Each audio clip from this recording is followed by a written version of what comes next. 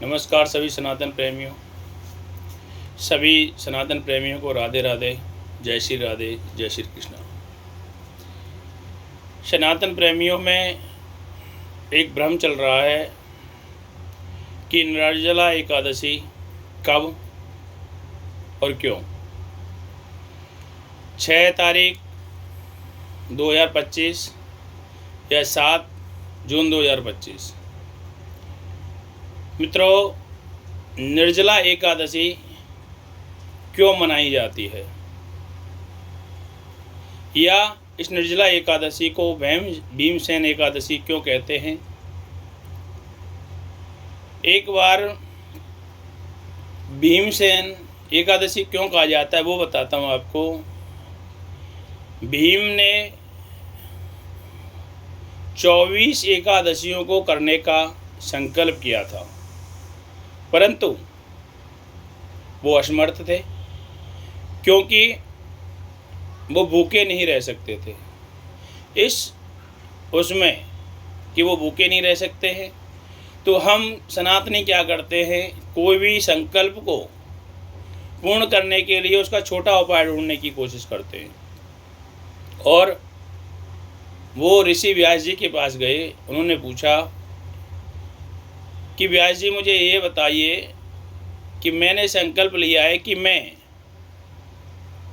साल की पूरी एकादशी करूं, परंतु मैं भूखा नहीं रह सकता, तो उसका क्या उपाय है।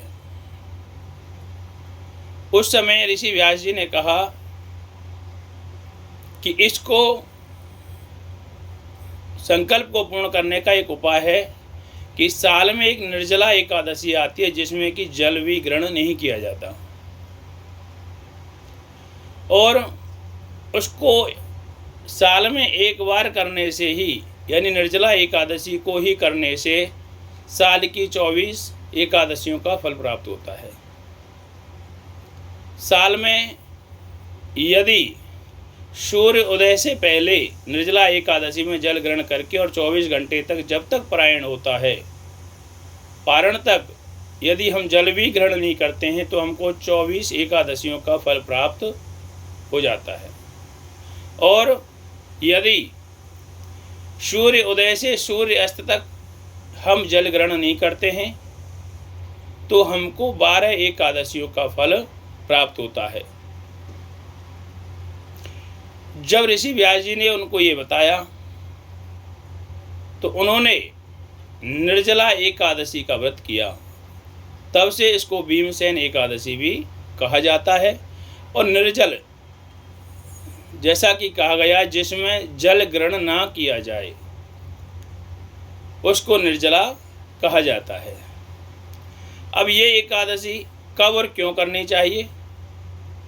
ज्येष्ठ मास शुक्ल पक्ष एकादशी के दिन ये की जाती है, परंतु जिस एकादशी में सूर्य उदय से सूर्य अस्त तक एकादशी आ रही होती है,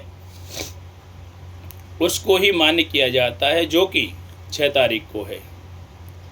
7 तारीख को ना तो सूर्य उदय में है और ना सूर्य अस्त में है। अब इसमें एक परंपरा या मान्यता है कि जो वैष्णव संप्रदाय से, यानी जो साधु संत हैं वो वैष्णव संप्रदाय में आते हैं, और जो वैष्णव संप्रदाय से ही दीक्षित हैं वो 7 तारीख को कर सकते हैं, परंतु परिवारजनों के लिए निर्जला एकादशी 6 तारीख को ही अति उत्तम रहेगी, और 7 तारीख को उनका पारायण करना उत्तम रहेगा, क्योंकि 7 तारीख को द्वादशी पूर्ण रूपेण आ रही है। पूरे दिन द्वादशी है। इसमें पारायण सभी समय के अनुसार करें, जो शुभ समय माना गया है।